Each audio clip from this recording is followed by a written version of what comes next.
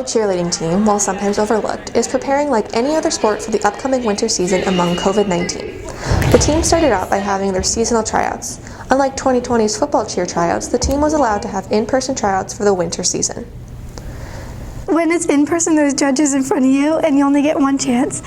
So you have to make it as good as possible and as perfect as possible. When it was virtual, I could do it as many times as I wanted and I could fix every little thing that I needed to, and I didn't have people in front of me at the time.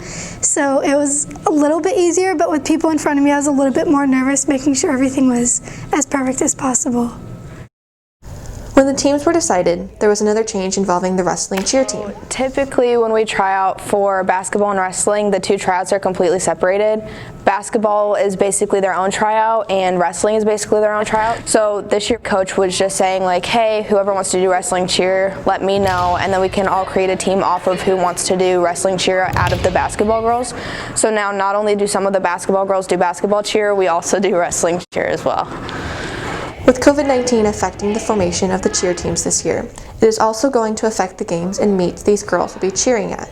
So with the school closings because of COVID, it's kind of scary knowing when we'll be able to cheer. So we're only allowed to cheer at home meets and home games. If any schools decide to go all online or if the state shuts down again, then that's taking away more home games and meets that we get to cheer at. If like one team gets quarantined, we can't play them, so we might have to play one team multiple times or different ones that we wouldn't have played before. It's going to be different. Despite the uncertainty that these girls may face this season, they are still having their weekly practices to work on their various skills and overall working together with their new teammates.